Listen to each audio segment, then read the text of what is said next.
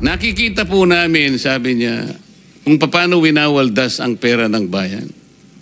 At napapatunayan po namin araw-araw, lalo na po pag nakikinig kayo kami sa hearing ninyo. Kami po pawis dugo ang puhunan namin dito. Lalong-lalo na po kami na nasa mababa lang ang kalagayan. Pinipilit naming magbayad ng buwis.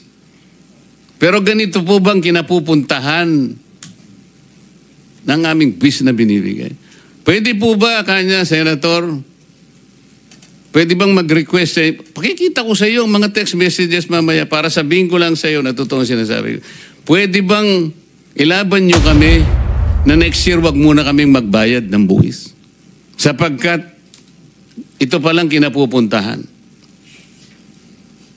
What do you think I should tell them? Can you help me provide an answer to these people? Mr. BIR, kung nandiyan ka pa po. Can you help me tell them kung anong dapat kong sabihin sa kanila? Their observation is valid. Pera po nila ito eh. Ganito po ang kinapupuntahan eh. What will I tell them?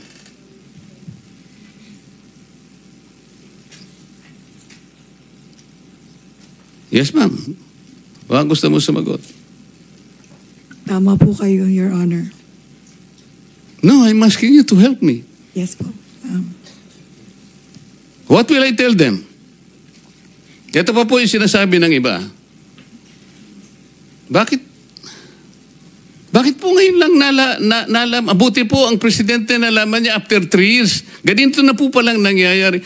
545 billion pesos. Ang namunini lang about 15 contractors. There are about 29,000 o 19,333 contractors as of August 29, 2025. Mr. Pickup, tama? Yes, Your Honor. 15 lang. Representing 18% of the pie. Yung 15 yun, 0.07%. Kung meron pong pagkukulang o deficiencies or mali, ako mismo po ang magre-rekomenda sa committee ito na kasuhan kayo kahit kasama ang kamag-anak ko. Hindi lahat ng infrastructure projects may anomalya. Kailangan ng kahit ng anong bansa ang infrastructure para umunlad. Basta gawin lang po ito sa tama ang proyekto. Ang masama, yung palpak na proyekto at ghost projects na ginagawang gatasan.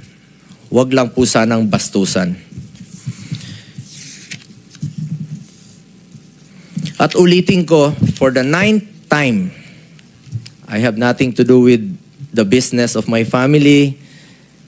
Wala po akong kinalaman sa negosyo nila. I have no involvement in its operations. 24 anyos pa lang po ako, nagtatrabaho na po ako kay former Mayor Rodrigo Duterte. Hindi po nakakalapit sa akin ang pamilya ko para humingi ng pabor sa kontrata ng gobyerno. Yan po ang sinabi ko noon pa.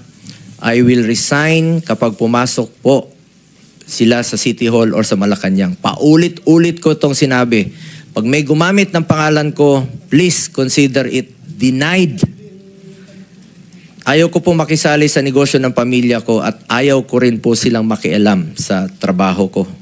Sa totoo lamang po, mas nakakalapit pa sila sa ilang politiko, pero hindi po sa akin. Hindi naman natin mapili kung sino yung kamag-anak natin sa mundong ito. At hindi rin po ako nag-i-intervene on behalf of any business entity. Nag-warning na po ako noon. Ingat po kayo sa mga name dropper. I observe delikadesa. Pangalan ko po ang puhunan ko sa mundong ito at hindi ko po yan sasayangin. At hindi ko sasayangin ang tiwala ng Pilipino. If meron pong deficiencies at meron silang pagkukulang, ako mismo po ang magre-rekomenda sa committee ito na kasuhan sila. Kahit kamag-anak ko, kahit involved sa kahit na anuman pong pagkakamali, kasuhan niyo po sila. I am for accountability. Ayoko po ng kalokohan kahit kailan. Pero lahat po ng bansa kailangan ng infrastructure for development. Huwag lang bastusan at huwag lang pong gawing gatasan. Tulad ng LCAC, kailangan ng development sa bundok nung panahon ni former President Duterte. Naging incentives po ito na magkaroon ng proyekto yung mga barangay at marami na po ang naging insurgency free sa ilang region due to incentive sa barangay. Maganda po yun.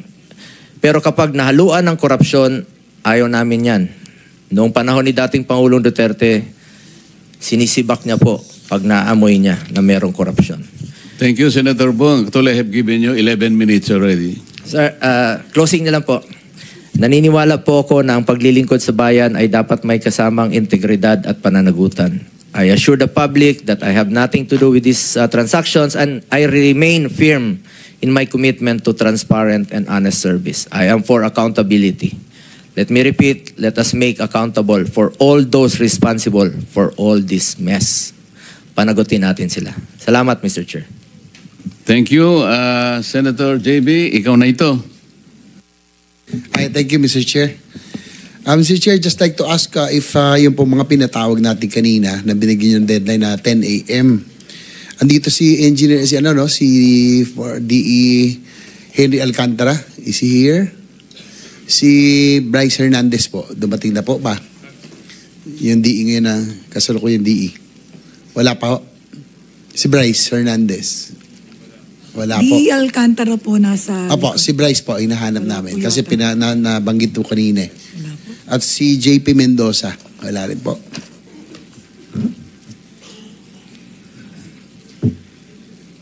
Kasi po ito yung yung nabanggit sa controversial and notorious sa district, no? Sa Bulacan. Mamaya po may tatanong po ako sa pick-up po, pwede yung may tanong sa pick-up. Sir, pero po may nabanggit po si Senator Lacson, no, lumabas na yung pong yung sa pick-up yung license sa accreditation for sale, no? Para lang ma-clarify nyo rin po, no? I know that you have to maintain your integrity. Kayo po nag-accredit sa lahat ng mga contractors, no? Kung triple A man to, quadruple, pero may mga aligasyon na lumabas na may accreditation for sale. Salamat sa impormasyon na isinawalat ni Senator Lacson kung saan umaabot sa 2 million umano ang hiningi para sa makapasa ang aplikasyon. So, ang tanong ko lang po ay may nakarating din po sa aking impormasyon, Mr. Chair, na meron po talaga license for sale sa PCAB, kaya nga daw po, yung ED ay kaya magbigay ng quadruple A category sa kahit na sinong contractor for a price, no? Ito po ay impormasyon lang. Kayo po ibibigyan natin ng pagkakataon para po ito'y sagutin para ma-clarify din po. Package deal daw po ito. Yung ED daw po ang bahala sa requirements at experience ng contractor para mabigyan ng mataas na category. So, yun na po. Would you confirm or deny? Sir? Your Honor, we have tried our best to institute safeguards at PCAB, but we accept that it is not foolproof. And we will conduct a very thorough investigation regarding this because these are serious allegations. In fact, Your Honor, during the board meeting of SIAP last Friday, there was a resolution to the effect that it will be a third party that will be investigating PCAB regarding these allegations. For context, Your Honor, I have actually taken the cudgels of computerizing PCAB from end to end. And however, I know that there is no foolproof system and that it will always be a cat and mouse game. No? And so before, when PCAB was done, when licensing was done manually, it was easy to spot the fixers because they were just on the ground floor of the executive building. Right now, everything goes along the electronic highway. And so catching them would require really, people who also are very good at computer technology.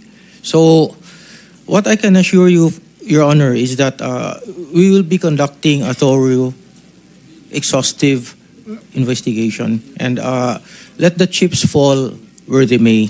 And not only PCAB will do its internal investigation because it might appear to be self-serving, but CIAP itself, has already issued a board resolution stating that a third party will be investigating PCAB. Thank you, Your Honor. Nabanggit din po kasi Ginilakay, no, na yung pong si Atty. Matienzo bilang ED sa PCAB, doon daw po madami ang nag-level up yung mga category, no, ng mga malalaking construction firms. So, can we provide information kung meron ho kayo ngayon, kung masagot nyo po ngayon, sa panahon na yon na binabanggit, nung naupo si Atty. Matienzo bilang ED ng PCAB, ilan po ba ang nabigyan ng AAA at ilan ang nabigyan ng quadruple A category? We would want to get that information, Mr. Chair. Andiyan ba si Mr. Atty. Matienzo, ikaw yung rito, ikaw yung binabanggit. Sen. JP, maybe you may want to request him to just submit documents as to how much, what is the number of AAA, quadruple A, and the other categories of licenses for to economize time. Yes, sir. I will submit po Yes. all the details po. Para ma-clarify din, kasi kayo yung binabanggit dito, no, according to our information. In the same manner, Mr. Chair, natanong na natin sila, Ms. Tizcaya, doon po sa kanila pong mga kumpanya na nai-registro na tinanong ng ating minority leader, sa aking pagkakalam, dapat sa PCAB, talagang yung track record, no? It seems na mukhang license lang ang ginagamit at hindi track record para makakuha. So, do you have meron ba tayong proseso para ma-verify yung kanila pong performance ng PCAB? Actually, Mr. Chair, as it was mentioned a while ago in previous questions, the performance of the contractor is measured by CPS, which is actually under the ambit of the GPPB, and I actually appreciate very much earlier that GPPB will be called in subsequent hearings to actually shed light, because procurement is a GPPB issue, sir. Thank you. Mr. Chair, may I interject with the indulgence of the gentleman from San Juan? Mr. Chair, I was the head of the PCAB is saying na magsasagawa sa ng investigasyon. Ano pa ang kredibilidad ninyong gumawa ng investigasyon, Mr. Chair?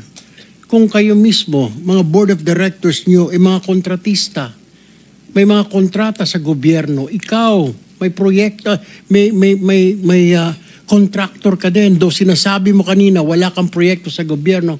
How can you do that? Mr. Chair, pinagluloko tayo ng mga ito. I mean, Board of Directors na Contractors Accreditation Board, and then kayo mismo ang mga contractor? How can you do it? Paano nyo bantayan ang sarili ninyo? Paano pa babantayan ninyo yung mga ibang tao, ibang kumpanya kung sarili ninyo hindi nyo mabantayan? Sige nga, di ba dapat ang tanong sa inyo, Mr. Chair, kailan kayo mag-resign? Well, actually, there's already an announcement by Secretary Vince Dizon na he will suggest, Mr. Chair, today lang po, kalalabas lang po, na he would order a sweeping revamp of the Philippine Contractors Accreditation Board. Kasama po kayo doon. Kaya yung sinasabi ho ninyo ng mga investigasyon, kalokohan po yun, Mr. Chair. Dahil, alam naman ho ninyo, paano ngayon, Mr. Chair, pagre-resign, mga miyembro lahat kayo. May mga negosyo kayo sa gobyerno, Mr. Chair. Meron kayong mga kontrata sa pamahalaan sa DPWH. That's all, Mr. Chair. Excuse me, Chairman. Yung bang PCAB under sa DPWH? No, Your Honor. We are an attached agency of the DTI. maybe he suggested, kasi hindi kayo under ng I think you are under DTI, correct? Yes, Your Honor. And particularly under CIAP, Construction Industry Authority of the Philippines. Yes, Your Honor. Alam mo, ang sense nung kanyang tanong ganito eh. I think the conflict of interest aspect must be reviewed. Without putting any blame to you, the 3D Board of Directors of PICAB, notwithstanding the fact na kunwari puro private projects lang ang ginagawa nyo. Pero may problema pa din doon eh. You're the ones regulating. Hindi kayo pwedeng sumali. Otherwise, hindi na natin malaman sino nire-regulate. How do we regulate ourselves? Doon po papasok yun eh. I think for in the exigency of service, para makita natin talaga, there should be an honest self-examination talaga dito eh. For example, yung isa sa 15, EGB Construction, can you imagine? He's now involved with flood control projects subject of this investigation. He's not only a board member of PICAB, he's also a general manager of an electric cooperative in Isabela. He's also the president of general managers of electric cooperatives in Isabela. So ang dami pong ano nito eh. This is something that we should all look into. Ngayon, ang DPWH naman. Paano halimbawa magbibid ng isang whether it is St. Timothy, St. Gerard or anybody, any one of the 15. Alam nyo naman meron kayong applications, ang dami nyong system, meron kayong PCMA, meron kayong MYPS, meron kayong IMS. There is a law on impenetrability. Nobody can be on the same place twice. Hindi pwede. Senator Erwin Tulfo can only be here and he cannot be in our lounge. Paano magbibid paano mag-ooperate ang isang contractor, let's say, nando siya sa Mindanao, nando sa Cebu, nando sa Misamis Occidental, nando sa Catanduanes, all at the same time. Dapat meron kayong... Tapos ka na... Sino yung susunod? Senator... The long point of information, Mr. Chairman, if I may, just to add to the discussion, kasi that is precisely the result. We are hoping that is precisely will be the result of your committee. The legislation that we need to do with PICAB. We need to overhaul PICAB, perhaps look into the CIAP, and see if it is really should be under the DTI. So, itong mga lumalabas na ito, kaya nga importante po itong hearing ninyo, and I will full disclosure, Nung Thursday ng gabi, kausap po si Presidente, gusto niya sibaking kayo lahat. That night, he told me, I'll sweep them out tomorrow. Sabi niya. Sabi ko, don't, sir. Dahil may hearing pa kami sa Lunes. I want to hear them. But baka pag sinip mo yan, wala na yan, hindi na magsisipot yan. And this information that you are giving us now and that we are unearthing will help the committee in formulating a law. So, minority leader, dapat pala magpasalamat sila sa atin at nandito pa talaga, sila. pasalamat pa kayo dahil kung walang hearing, sinibak na kayo ng Biyernes pa ni Presidente. Pero, siyempre may mga due process naman dyan, Senator, di ba? Hindi, appointee ng Presidente lahat yan eh. From the digong to renewal eh. Pwede silang alisin. Okay. Senator. Yes, Mr. Chair, thank you po. Mr. Chair, since wala na po si Secretary Bonoan, siguro si Yusek Cabral can answer, inamin po ni Secretary Bonoan nung lumabas po itong mga kontrobersyang ito na indeed meron talagang lumabas na ghost projects. Ang tanong ko lang, Mr. Chair, sa inyong pagsasaliksik sa pag-aaral dahil nga nang pumutok na itong iskandalong ito, mga ilang porsyento kaya yung ghost projects? Halimbawa, sa Bulacan na lang at doon sa Mindoro, yung dalawang controversial na distrito. Out of all the projects, flood control projects, mga ilang porsyento ron ng ghost? Your Honor, Mr. Chair, sabi ko nga po kanina, nagpaikot na po yung Undersecretary namin for Technical Services ng mga QAU team sa lahat ng mga proyekto ng Region 3, 4A, 4B, 5 and 7 yata yung inuna. At yun po ang iniintay naming report kung ano po yung nakita nila based po dun sa listahan ng nakapublish po sa website o sumbong ng Pangulo na reported completed, Mr. Chair. So, i-follow up ko po kung ano na nangyari dun sa, alam ko po, 50 teams po yung dineploy na comprising of 2 or 3 engineers kada team to go around these regions. No?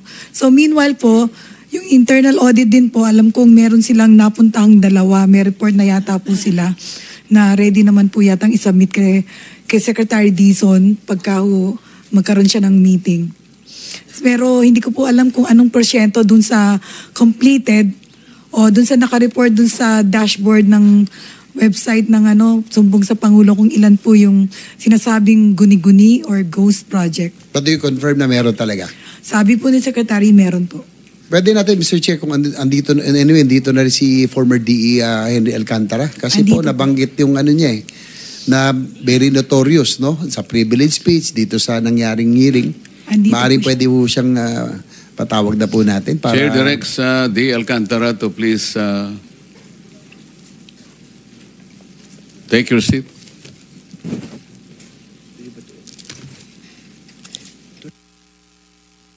Proceed, please.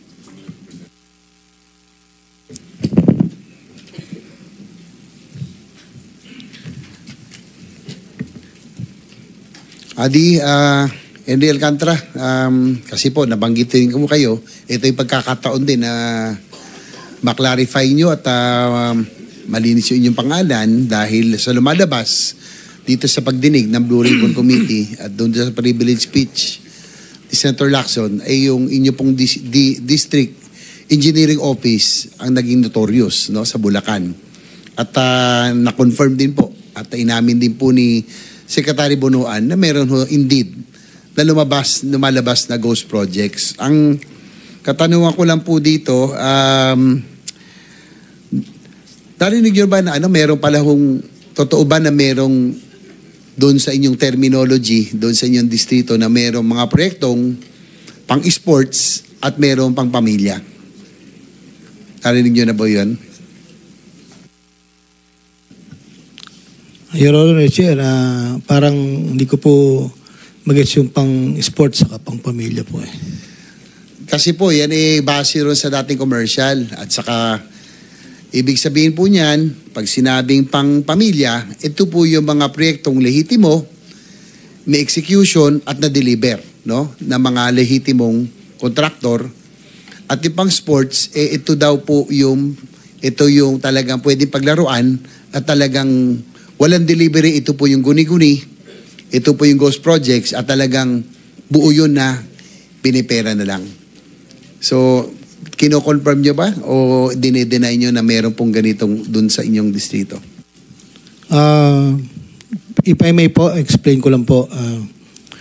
Nung po nga ang ating presidente ay nagsalita po sa kanyang SONA, after the day after po, I called up the present district engineer at that time, the Bryce Hernandez, to make an inventory of all the projects from 2022 to 25. Tinawagan ko po siya dahil sabi ko kailangan inventaryohin yan. Ang assessment ko lang po, baka mamaya po ay may mga kulang na haba, 1 metro, 2 metro, pa revalidate po. After 2 days, tumawag po ulit ako sa kanya. Sabi ko, anong balita? Mayroon ba tayong mga defects na kailangang ayusin? Sabi niya po, wala. After nasa 4A na po ako noon, Assistant OIC, Assistant Regional Director na po ako, nagpa-Zoom meeting. Kailan po kayo lumipat ng 4A? June 16 po, 2025. So, magmula noon, si Bryce Hernandez na ang District Engineer ng First Engineering District Office sa Bulacan, tama? Yes po, Your Honor, Mr. Chair. Sige po. Mamaya po, Mr. Chair, tatanungin ko rin si Bryce Hernandez dahil mukhang wala na ho siya yatang planong sumipot, no? Dahil I think you have given ample time, Mr. Chair, that for him to show up, no? Nakasabina na po siya ngayon and nag-ano ng contempt. So I suggest that the warrant of arrest be issued on Bryce Hernandez and JP Mendoza dahil ito daw po yung mga notorious na talagang involved at mukhang wala na silang plano na sumipot dito. Sige po, ituloy niyo po, thank you po. Henry Alcantara. Nag-Zoom-meeting po kami. Pinatawag ko po lahat ng mga dating kasamahan ko para po kaharap po sila at bine-verify ko po sa DE o ICDE Bryce Hernandez, meron ba tayong mga findings sa mga defects? Sabi niya po wala. After the meeting po, isang kauupo lang po na construction chief ang nagpunta po sa akin. Dalawa po actually, si Engineer Galang, ang hepe po ng planning. At nagsabi sa akin na, boss, parang meron kaming nakikita na posibleng wala po. So, ang sabi ko po sa kanila, August 3, 7 p.m., that was Sunday. Pinatawag ko po, lahat po sila. Sabi ko, totoo ba ang balita na mayroong mga project na nabayaran? Without my knowledge po, kasi po, explain ko lang po, ako po yung umaasa at nagtitiwala sa mga tao ko na lahat po sila nakapirma na. Sa bandang huli, ako po, yun po, aminin ko, may negligence on my part. Nung pong meeting na yon, kausap ko po silang dalawa, totoo ba? At kasama po yung mga ibang hepe, ako po yung nagsabi na sabihin nyo sa mga kapwa hepe nyo, ako'y walang kinalaman dyan sa mga ganyang gawain.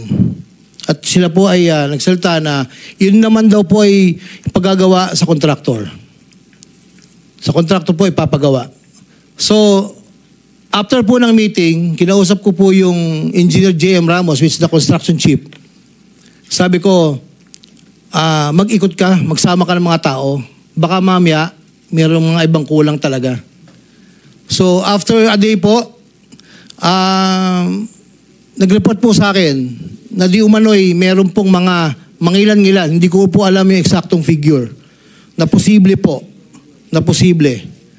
So, after po nan, kinausap ko po yung dalawa. Sabi ko, bakit nagkakaganon? May mga lumalabas. So, from there po, since ako po hindi na parte ng Bulacan First, sila na po yung mga nakaupo doon, hindi ko na po alam yung sumunod na step na ginawa po nila until such time na ito po, August 7, 5 o'clock in the afternoon. Pero cut ko na lang po kayo. Opo. Isa na lang po, pala, no? if you may, nag-report po ako kay Secretary Bonoan na may possible po ayon po sa report ng ibang tao ko. Kayo yung pa nag-report sa kanya? Nag-report po ako sa kanya, that was 5 o'clock in the afternoon. But Senator JB? Sige. Mr. Chair, kailan ka pinalitan ni Bryce Hernandez? June 16 po, 2025. So bago lang. Yes po, Your Honor. June 16, 2025. Yes po, Your Honor. Alam mo, yung staff ni Senator Lacson, isang araw, 2 araw lang nilang pinuntahan, na validate nila kaagad. Na pinpoint nila agad kung saan yung ghost project na yan na sinasabi. Tapos ikaw, na dating DE ng distrito na yun, hindi mo alam na meron pala? Yes, Your Tanong Honor. ka pa sa mga tao mo? Kasi po, ang proseso po namin, ang una pong dapat po in charge sa project ay project engineer. Sila po ang nakakaalam dyan sa site po. Project engineer, may materials engineer, may project inspector. inspector. Huwag na tayo magpapasahan dito lang, Kwan. You are the district engineer Yes po. of that engineering district. Yes, Your Honor. Ngayon, pipirma ka doon sa papilis para mabayaran yung ghost project na yan. Sir, Di ba? if I may explain po, Your Honor. Hindi, tinatanong ko, pipirma ka ng papel, di ba? Yes po, Para Your Honor. makaklaim sila ng full payment. Yes po. Okay. Ibig mong sabihin, pumirma ka ng papel ng isang ghost project, district engineer ka, tapos ngayon magmaangan ka sa harapan namin na Hindi mo alam dahil inaasa mo lang sa mga tao mo sa baba. Pag may pirma sila, pirma ka na lang rin. The buck stops at the district engineer as far as the projects that were being implemented in that particular engineering district. Dapat alam mo yan, di ba? Tapos kunyari, magtanong ka pa sa mga tao mo sa baba, meron ba? Tapos tanungin ka sa mga tao mo na, parang meron, sir, parang meron.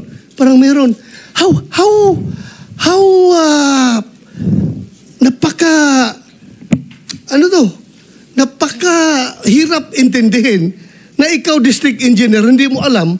Tapos yung mga tao ni Senator Lacson, one day lang nila pinuntahan yan with the use of the GPS, na-locate nila, tinanong na yung mga barangay officials doon. Sabi, wala talaga yan, sir. Wala talaga. 2 days lang ginawa ng staff ng Senado. Ikaw, you've been there for how many years ka naging DA doon? 5.5 years, sir. 5.5 years. Tapos Senator hindi mo Bato, alam na may Ghost Project pala. Senator Bato, I think you made your point already. Thank you, Mr. Chair. Wala Chair. ng time Thank you. si Senator. Salamat, Wala ng salamat. time, pero... Sorry, Senator JB. The last point na lang, Mr. Chair, siguro ikot na lang po ako doon sa Di po lumabas po yung naging controversial kayo ni yung inyong successor na si Bryce Hernandez. Yung inyong lifestyle, no? Kasi nga, how can a district engineer afford a kind of lifestyle? Nakita yung Marilo, no? Kayo nga, nakapatik Philip. Si Senator Bono, kung psychopathic lang eh. No? TW still lang ngayon, promoted na. Si Bryce Hernandez, ganoon din po. At ang meron ako, Mr. Chair, may information tayo. Na kaya gusto ko sana makausap si DE Bryce Hernandez. Pumapasok daw ito ng DPWH, naka-Ferrari pa. Sinita nyo lang. Kasi nga, baka masyadong mahalata. Ang tanong ko lang po, ano oras po kayo pumapasok noon kayo po ay nasa Bulacan pa? Hindi po fix po lahat. Minsan po pag may meeting sa umaga sa NLEX Petro, nakipag-meeting po and then dumidiretso po ako sa office around 9 to 10 o'clock po. Ang aking informasyon, Mr. Chair, ay 10 a.m. Yes po. Kadalasan doon kayo pumapasok. Nung DE pa, tas assistant nyo sila Bryce at yung sila JP Mendoza. At 2 p.m. daw, Mr. Chair, umaalis na po sila. Ito po, confirm nyo kung totoo hindi. 10 a.m. to 2 p.m., 2 p.m. diretso na raw kayo at nagkakasino. Totoo po ba ito? Hindi. Ako po, umaabot po ako ng 5 o'clock, Your Honor. 4 o'clock, 4:30 po. Pero yung grupo nyo raw po, hindi lang kayo shopping buddy, pati po sa paglalaro. Yan po, dapat po verify paano ho kayo nakakapasok. Considering that you are government officials, paano kayo nakakapasok sa casino? Lalo to si Bryce Hernandez, sinabi ni Senator Lacson, tila matakaw sa pera. Pag magpataya daw to, Mr. Chair, isang taya, 5 milyon, parang baliw, hindi natatakot. I mean, walang kaba-kaba. Do you confirm or deny, Mr. Alcantara, engineer? Your Honor, hindi ko po alam kung magkano tinataya niya dahil hindi naman po kami magkasama sa table. Inaamin ko po, ako po'y nakapasok sa casino, Your Honor. Hindi po honor, pang ilang beses, hindi yan, hindi kayo regular, pero naglalaro kayo, kasama po siya. Minsan po kasama, minsan po hindi. So nagkakasino po kayo? Inaamin ko po, Bryce Hernandez. Your Honor, Mr. Chair. So sa inyong paglalaro, bukod doon, yung lifestyle, balita ko nga, sana pag dumating si Bryce Hernandez, Mr. Chair, pa-issue nyo na po siguro ng warrant of arrest, ay mga ilang beses ko kayo naglalaro sa isang sabihin sa isang buwan, yung grupo nyo po? Mga 2 hanggang 3 po, Mr. Chair. Ang balita ko rin naman po kayo naman hindi masyado, no? Yung hanggang 30,000, 50,000 lang, pero itong inyong sumunod sa inyo, medyo mas malaki-laki. So Mr. Chair, pwede ho kaya natin pakuha ang CCTV footages ng kanilang di umano'y field trip araw-araw sa casino. If you can ask siguro yung Soler North kasi yan ang pinakamalapit doon po sa norte. No? Meron pa ako mga tanong sana, Mr. Chair, pero I'll just ask siguro on my next round, Mr. Chair. Thank you, Senator. I Mr. think Chair. you have sufficiently established that aspect. Mr. Chair. Total, nandiyan ka na rin, DE. Yes, sir. Meron kasing nagsabi sa akin, very reliable information. Nag-confess ka naman kay Secretary Bonoan. Nag-report po ako na may possible pong... I'm not saying that you reported. I am saying that you confessed to him that an amount of something like 7.3 billion was really wasted on flood control projects. Wala pong ganong teorya po, Your Honor. Wala po akong... Kasi merong gustong mag-testify. It's your word against his. Kasi nakonsensya na siya, gusto niyang talagang sabihin.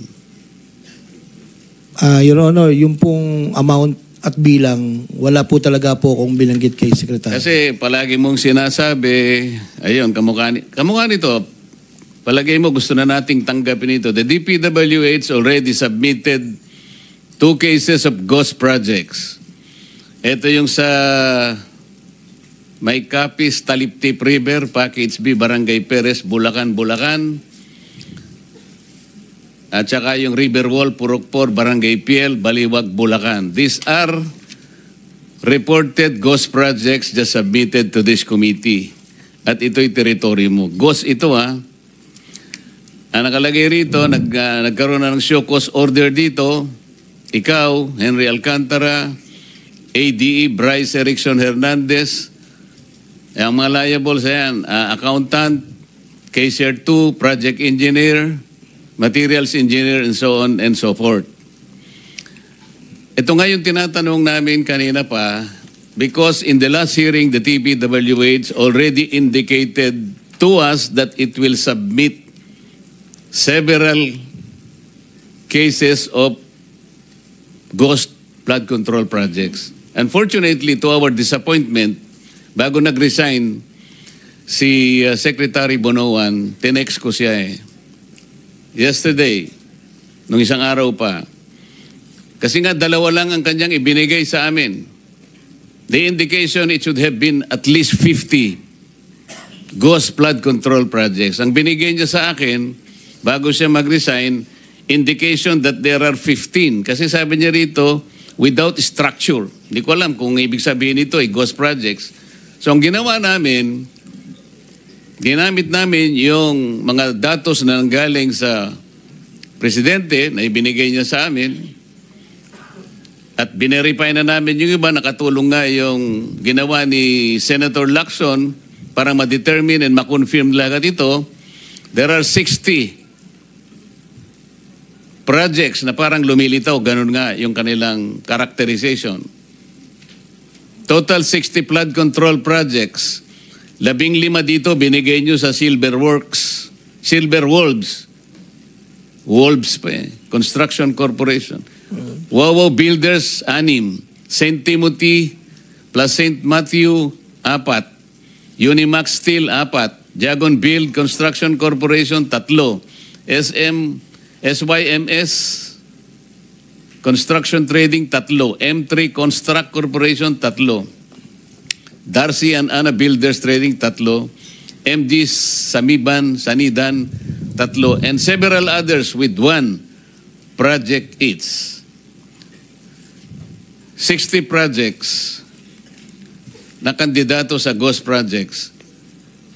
Yusek Cabral, di ba kayo po yung humahawak ng IMS? What does that IMS mean?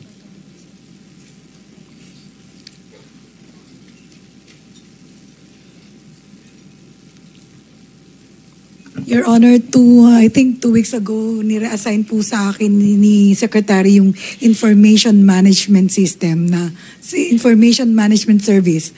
2 weeks po. But before that, it was lodged with the Undersecretary for Technical Services. Ano, mabuti sinabi mo yan kasi ayaw ko na sana ang tanong kita dyan. On July 22, 2025, the IMS was assigned to Yusek Ayapana. Opo. Tama? Opo. Ayapana is handling... The technical services, Your Honor. Teka muna. Ayapana is handling National Building Code. Tapos ibinigay ni Secretary Bonoan ng IMS sa kanya. Nakakapagtaka 2 weeks later on August 6, 2025, paano napunta sa'yo? Ikaw planning service ka plus PPP. Tapos napunta sa'yo ang IMS. Hindi ko maintindihan. Kaya nagbibiro nga si Ayapane. Baka gusto mong kunin pa rin yung building code, sabi niya sa'yo, di ba? Tama What po. is IMS? Information Management Service, Your Honor, Mr. Chair. O ano nga ang ginagawa nun? Yun po yung nagmamanage ng mga system at mga computer system po ng DPWH. No, pero tentative yun, di ba? Walang ano yun. For budgeting purposes. For budgeting purposes po, ang kailangan lang nila mga computers, mga software, mga ganun po. Kaya nga hindi siya reliable na pangbantay sa project. PCMA is Project and Contract Management Application. Tama po, Your Honor. Meron kang access dito. Lahat Diba? po ng executive committee members ay merong access po sa PCMA. Ikaw ang may hawak din ng MYPS. MYPS po, multi-year programming system ay under ng planning. Yung PCMA po ay under ng Bureau of Construction. Kaya nga, hawak mo pa yung RBIA. Ito yung Roads and Bridges Information Application. Yes, Your Hawak mo Honor. rin yung HDM4, Highway Density Management 4. Mga application po yan, yung RBIA po ay database ng lahat ng national road and bridges asset. Yes, ng ang tinatanong ko lang, hawak mo lahat ito. There's a planning po. IMS, may access ka sa PCMA, hawak mo yung MYPS. Alam nyo kung bakit tinatanong ko sa inyo ito? Yes, Your Honor. No. The purpose of PCMA, ito to provide a centralized, efficient, and transparent platform for monitoring all DPWH infrastructure projects and contracts, including those by administration and negotiated contracts. Tama? Tama po, Your Honor. Yun ang purpose. As to functionality, sabi niya, real-time monitoring. It enables immediate tracking of project progress and immediate tracking of project progress and status. Number 2, geotagging requires photos with recorded geotag locations to be uploaded, providing accurate and verified data. E-logbooks. Engineers use electronic logbooks on mobile devices for field reporting. Data integration uses project identification structures from DPWH multi-year programming and scheduling. Ito yung MYPS. Ano ang benefits? Ito, isa sa benefit. Eliminates ghost projects. You're nodding. Eliminates ghost projects. Real-time geotag reporting helps identify and prevent the creation of phantom projects. Meron kang access dito eh. Meron kang MYPS. Lahat ng system, lahat ng application nasa sayo. Paano nagkaroon ng ghost projects? Your Honor, Mr. Chair, yung pong report na nasa PCMA ay meron pong yung pong lahat ng proyekto na 9,000. Real time nga ito eh. Anytime na i-punch mo doon, halimbawa, projects, flood control projects in Bulacan. Kung anong district ang gusto mo, District 1, District 2, District 3, alam mo, real time. By location, geotag. Alam mo nangyayari on the ground because it's being updated by your project engineers on the ground. Anytime, you don't have to go there. Tama? Tama po, Your Honor. Bakit merong ghost projects? Your Honor, Mr. Chair, kompleto po yung mga data na sinubmit o Kompleto in-upload. nga sa inyo, bakit ang tanong, ba't may ghost projects if this PCMA is working? Ang sabi niya, the benefit is to eliminate ghost projects. Tama naman eh. Real time eh. As we speak, halimbawa, kung hawak mo yung application mo ngayon, tingnan mo yung Bulacan. Alam mo lahat eh. Paano nangyari nga ito? There is now a list of a candidate of 60 ghost projects with us subject to our verification. Paano nangyayari ito with all the systems intact in DPWH? Sino, for example, let's begin with the 2 projects, ghost projects you submitted to us. Up to what extent the liability may go? May datos po sa PCMA na in-upload yung project engineer, Your Honor, Mr. Chair. Ang sinasabi ko, ma'am, let's not debate on this already. Ghost projects ito eh. Sino-sino ang liable? DE, Assistant DE, probably even the regional director or the Assistant Regional Director, the cashier, the accountant, the resident COA auditor. Kasi nga, paano babayaran ito nang wala man lang?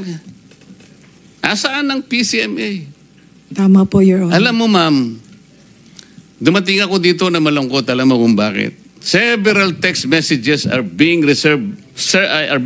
received by this representation almost every day. Alam mo kung anong mga taong sinasabi nila sa akin?